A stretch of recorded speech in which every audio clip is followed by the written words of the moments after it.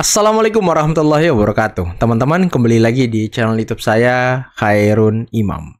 Gimana nih kabar kalian? Semoga kita semua selalu diberi kesehatan, kemudahan, dan juga limpahan rezeki dari Yang Maha Kuasa, teman-teman ya. Nah, di video kali ini kita akan melihat bagaimana Mr. Q lagi-lagi memberikan pukulan telak kepada Refly Harun. Karena apa?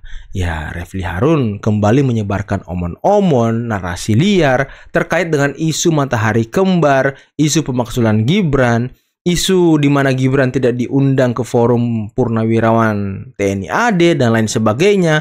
Ya, inilah narasi-narasi liar yang selalu digunakan untuk menyudutkan pemerintah dan juga keluarga Pak Jokowi. Tapi untung saja ada Mr. Q yang selalu sigap memberikan pikiran positif kepada masyarakat, teman-teman. Nah, selain itu, ini ada video analisis hukum terkait bagaimana nasib Roy Suryo nanti. Karena katanya Roy Suryo akan mendapatkan hukuman paling berat di antara semuanya. Di antara orang-orang yang selama ini memfitnah Pak Jokowi sebagai orang yang menggunakan ijazah palsu, teman-teman. Tapi ya harapan kita semua sih semoga orang-orang ini mendapatkan hukuman yang berat semuanya. Ya seimbang lah semuanya. Kalau 10 tahun ya 10 tahun semuanya gitu ya kan. Biar mereka senasib sepenanggungan gitu. Nah teman-teman, sebelum kita mulai videonya, saya ada informasi penting buat kalian bahwa di tanggal 16-20 Agustus nanti rencananya teman-teman YouTuber Nusantara akan berkunjung ke IKN bersama dengan Pak Jokowi. Dan hasil diskusi dan keputusan dari teman-teman YouTuber Nusantara, kita akan menampilkan rekening kita di bawah. Kali aja ada di antara kalian yang ingin berkontribusi kepada channel ini, kepada saya Khairun Imam, untuk berangkat ke IKN. Tentu ini bukan paksaan, ini bukan keharusan. Ya, ini hanya bagi kalian yang rezekinya berlebih, teman-teman ya. Oke, sebelum kita mulai videonya, jangan lupa like, subscribe, dan share. Dan tanpa perlu berlama-lama lagi, mari kita mulai videonya berikut ini. TNI. Berarti Kodari membantah Komarudin dong? Di mana membantahnya? Tadi Komarudin mengatakan ini silaturahmi. Ya. Kalau beliau mengatakan ini forum Prabowo untuk menegaskan bahwa dia didukung oleh TNI dan Oh lain iya sebagainya. memang, nggak apa-apa. Yang benar tuh silaturahmi atau beliau benar, saya juga benar. Itu kan penjelasan beliau sebagai PPAD. Saya sebagai orang di luar. Itu sama dengan ini. Gini Pak Refly, Bro, ada hasil begini. Anda kan udah menjelaskan panggung depan, panggung belakang. Itu panggung belakang versi Anda, ini panggung belakang versi saya. Boleh dong. Itu ya, betul. Ada hakim karena bilang. kita bukan bagian dari keluarga TNI. Ya, ada hakim. Anda di luar, saya juga di saya luar. Sama-sama panggung belakang. Gini loh, yang Anda sampaikan itu Pak Refly bukan fakta tapi opini. Jadi saya gampang aja jawab opini juga. Ya ini Refly Harun enak aja ya. Cuma dia yang bisa berpendapat, tapi orang lain nggak bisa berpendapat gitu. Apakah emang gerombolan pembenci sikapnya begini semua? Hanya dia yang bisa menjelaskan panggung depan, panggung belakang. Ketika orang lain menjelaskan, ya dia nggak terima gitu. Loh, ada apa ini? Tapi saya bisa pastikan begini, bahwa diteruskannya Hasan Nasbi sebagai kepala PCO itu adalah dua peristiwa yang terpisah. Nggak ada hubungannya dengan soal Pak Tuto. Nggak ada hubungannya. Tapi nggak ada berdekatan semuanya. Ya, itu namanya asosiasi berdasarkan waktu. Asosiasi berdasarkan waktu bukan berarti ada hubungan sebab akibat. Inilah kesalahan berpikir. Ya, betul. Tidak percaya Jokowi. Itu kesalahan berpikir Refly Harun memang. Betul Mr. Q. Asosiasi maka rakyat waktu Indonesia dianggap tidak sebagai akan bertepuk hubungan tangan seperti kausalitas. mahasiswa. Kesalahan Mau tepuk tangan ya? berpikir. Iya. Padahal saya tadi mau bikin lelucon. Leluconnya gini, ini ada hakim. Jaksa bilang, begini tuduhannya. Kata hakim, Anda benar. Pengacaranya bilang, oh enggak, begini. Kata hakim, Anda juga benar. Loh, ini jaksa sama pengacara kok benar semua? Penonton bilang, Pak Hakim nggak bisa dong, masa itu benar? Ini juga benar. Kata hakim, Anda juga benar. Nah, ini pikiran-pikiran pembenci begini nih teman-teman, untuk mendiskreditkan lawan bicaranya. Ya, selama ini mereka berbicara ya seolah-olah mereka benar gitu. Menceritakan panggung depan, menceritakan panggung belakang, seolah-olah itu info A1 gitu. Padahal ya opini juga. Padahal mah ya analisis juga. Analisis pribadi. Belum tentu itu fakta teman-teman. Tapi sekarang seolah-olah menyerang Kodari gitu ya kan. Ya emang orang-orang ini nggak pernah salah dia. Kayak malaikat gitu ya kan. Kita kembalikan kepada pemirsa untuk lebih percaya dengan versinya Refly atau Kodari gitu. Kita polling ya. Percaya Kodari atau percaya Refly Harun? Kodari lah. Ngapain percaya kau? Ya. Dari mana mau mengatakan Pak Prabowo itu bonekanya Pak Jokowi? Pertama begini, beliau itu presiden de facto de jure. Ya. Presiden itu adalah kepala pemerintahan, kepala negara, panglima tertinggi. Undang-undang dasar itu mengatakan demikian. Jadi tidak ada lagi kewenangan di tangan Pak Jokowi, itu nggak ada, semuanya di tangan Pak Prabowo. Yang kedua, Pak Prabowo ini ketua partai, partainya besar. Kemudian partai pendukungnya itu 80% lebih.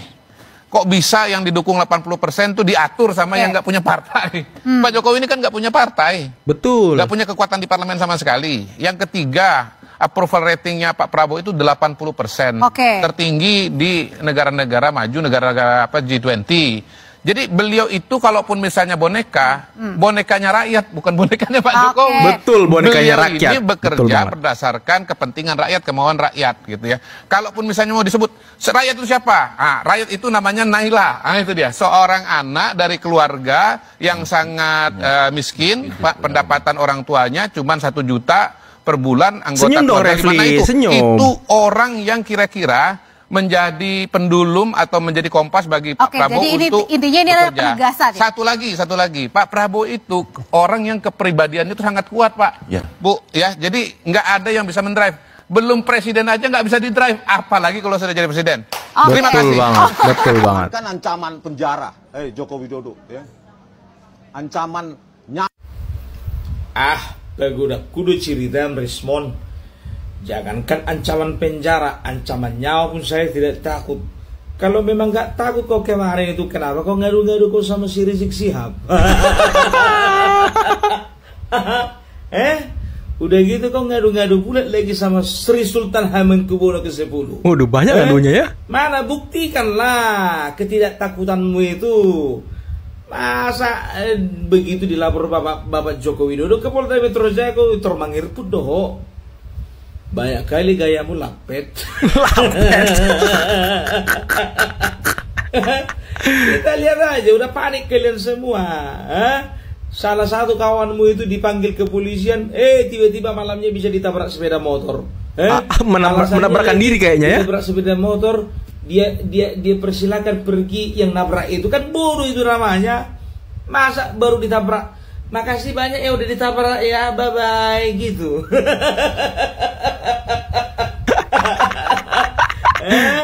Terus itu lagi si Kurnia itu diperiksa lebih daripada 9 jam. Alasannya apa? Kenapa kawan kalian bilang apa? Ini tidak manusiawi nih. Udah tahu Kurnia itu lagi sakit, kok diperiksa lama-lama? Apa urusannya? Biar gak lama diperiksa, suruhkan Kurnia itu pakai penyangga leher kayak siapa kemarin, Roy Suryo beberapa tahun yang lalu.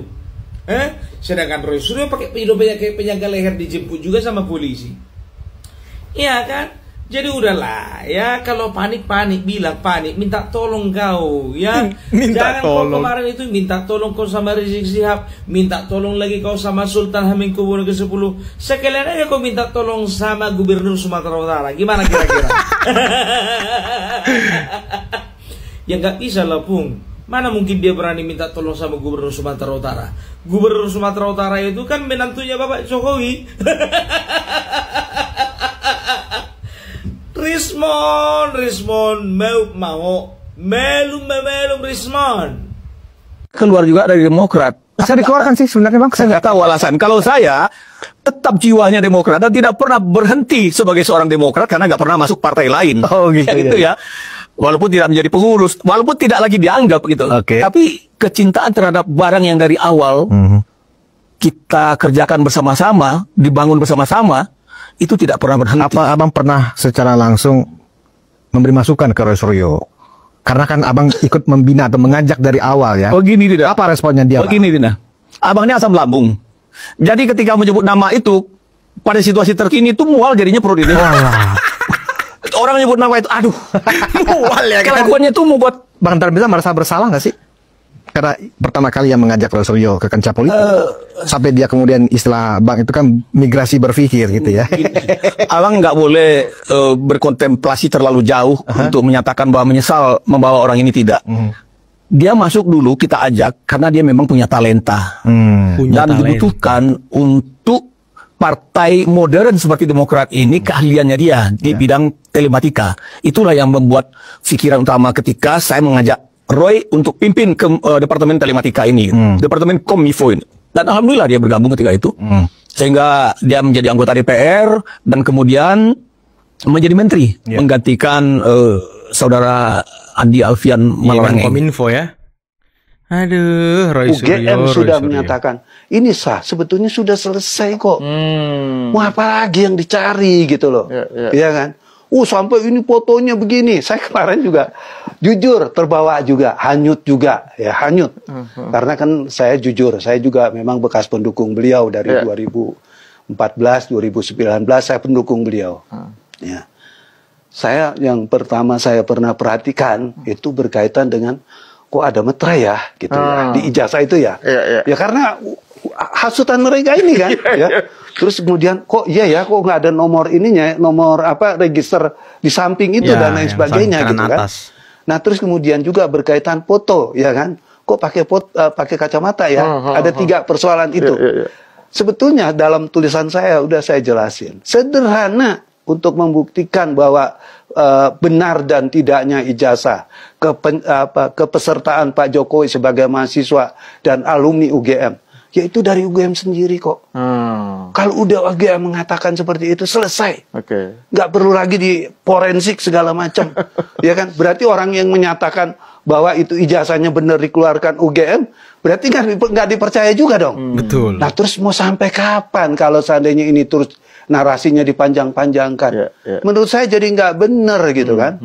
Makanya saya juga usul nih kepada penyidik, kalau bisa Roy Suryo punya apa pada waktu dia menarasikan Pak Jokowi itu ijazahnya nggak benar. Ya punya omon-omon Pak. Jangan-jangan dia pakai dokumen palsu. Ya kan? Kalau dia menggunakan dokumen palsu, saya minta kepada penyidik lakukan penyelidikan itu dengan menggunakan pasal yang berbeda. Karena di dalam hukum acara itu dimungkinkan, ya, polisi membuat laporan tipe A. Ya, artinya polisi menemukan ada dugaan tindak pidana lain, polisi bisa melakukan penyidikan. Wah, gawat. Di luar lebih berat tuh, ya kan? Tambahan dari yang dituntut dimintakan oleh tim pengacaranya Pak Jokowi gitu ya, di luar itu. Di luar itu. Itu kewenangan penyidik, itu boleh kok. Penyidik boleh melakukan itu. Jadi itu ada dalam Kapolri itu kalau nggak salah ya. Jadi polisi boleh melakukan itu. Ya kan, makanya saya dibilang jangan berikan kesempatan menunjukkan ijazahnya Pak Jokowi. Tunjukkan Roy Suryo dan kawan-kawan punya apa. Nah, ini teman-teman, kenapa Pak Jokowi jangan sampai menunjukkan ijazahnya ke publik. Biar Roy Suryo itu terbebas dari tuduhan yang lain gitu. Seperti yang dikatakan Bapak ini tadi. Karena kalau Roy Suryo meneliti dokumen palsu kemudian menuduh Pak Jokowi ijazahnya palsu, nah ini pasalnya bisa berlapis-lapis Roy Suryo nih. Makanya Pak Jokowi pinter, nggak mau menunjukkan ijazahnya teman-teman. Kalau dia nggak punya apa-apa, polisi bikin laporan polisi dari situ. Biar diperberat, karena orang ini jahat sekali saya lihat kok. Mantan Kabareskrim Polri, Komisaris Jenderal Purnawirawan Susno Duaji, mempermalukan salah satu orang yang paling ngotot dan menjadi tokoh utama, wakil ketua tim pembela ulama dan aktivis Rizal Fadila, ketika ia mengatakan bahwa usaha laboratorium forensik Polri untuk membuktikan ijazah sahabat-sahabat Jokowi 90% itu adalah asli, dan sekarang pekerjaan lapor Bareskrim Polri itu adalah membuktikan ijazah Jokowi yang sudah diserahkan itu adalah asli. Itu dengan kata-kata yang menohok bahwa Polri itu adalah lembaga milik rakyat, lembaga negara yang sangat bisa dipercaya. Namun Anda tahu bagaimana Rizal Fadila ngeles dan mengelak dari kebenaran, dan ia mengatakan bahwa Polri itu sudah menjadi lembaga yang tidak independen lagi, dioptasi oleh kekuasaan. Nah, ini bahaya teman-teman. Sekarang framing-framing jahat gerombolan Roy Suryo, Rizal Fadila, Rismun dan kawan-kawannya, serta buzzer-buzzer yang mendukung mereka di media sosial, itu serentak mengatakan dan mungkin menyebarkan framing bahwa ya Lab 4 Polri itu tidak bisa kita percaya karena sudah terkontaminasi dengan hal-hal politis dan bisa saja katanya ya ini sudah diatur sama Pak Jokowi. Nah ini kan jahat teman-teman. Dia menerasikan dan mengajak masyarakat untuk tidak percaya dengan Polri. Ini bahaya ini. Alat kekuasaan untuk membenarkan apa yang dituduhkan mereka sebagai ijazah palsu. Bahkan Jokowi dianggap sebagai bagian dari orang-orang yang menggerakkan Polri sehingga mereka menjadi tidak netral. Saya ingin katakan kepada Anda Rizal Fadila bahwa semangat Anda untuk mencari kebenaran terkait dengan ijazah Jokowi itu tidak akan membuahkan hasil apa-apa. Betul. Kalau logika Anda menyesatkan dan bangunan narasi Anda, argumentasi Anda itu syarat dengan fitnah dan kebencian. Saya ulang-ulang katakan, kebenaran tidak mungkin ditemukan kalau politik fitnah dan kebencian itu yang mengedepan dalam perilaku semua orang yang tergabung dalam TPUA untuk membuat logika-logika menyesatkan dalam percakapan di seputar ijazah Presiden ke-7 Joko Widodo. Ketika politik fitnah dan kebencian menguasai seseorang dan kelompok masyarakat, maka kebenaran akan menjauh dari mereka dan menjauh dari Rizal Fadila. Waduh teman-teman, itulah tadi beberapa video yang bisa kita simak, yang bisa kita saksikan pada kesempatan kali ini dan sangat menarik ya. Bagaimana tadi Mr. Q membungkam omon-omon dari Refli Harun yang selalu merasa benar, yang selalu merasa mengerti tentang apa yang terjadi di balik layar, yang selalu merasa paling tahu apa obrolan-obrolan dari pejabat itu di panggung belakang. Tapi dia tidak ingin dan tidak mau mendengarkan pendapat orang lain. Padahal yang dia kemukakan itu juga opini pribadi, analisis pribadi, bukan data A1 gitu. Aduh, memang kebiasaan orang-orang ini ya, suka omon-omon, menyebarkan narasi liar. Dan tadi ya, Roy Suryo sepertinya akan mendapatkan ganjaran dan hukuman paling berat di antara semua kawan-kawannya ya kan. Ya kita doakan lah ya, semoga bisa dihukum seberat-beratnya, bisa dibuat efek jera. Dan ini pelajaran bagi kita semua, pelajaran untuk para pegiat media sosial. Jangan asal menuduh, jangan asal fitnah. Sama halnya dengan mahasiswi yang ditangkap, mahasiswi TB yang ditangkap karena membuat meme yang tidak senonoh antara Pak Jokowi dan Pak Prabowo. Jangan sampai. Kita harus belajar dari kasus-kasus seperti itu teman-teman. Jangan sampai kita terjebak dalam euforia mengkritik pemerintah, tapi ya sampai kebablasan gitu. Jangan sampai ya. Jangan ya dek ya. Oke teman-teman, mungkin cukup sekian dulu video kali ini. Jangan lupa like, subscribe, dan share videonya. Akhir kata, billahi taufiq wal hidayah. Wassalamualaikum warahmatullahi wabarakatuh. Bye-bye.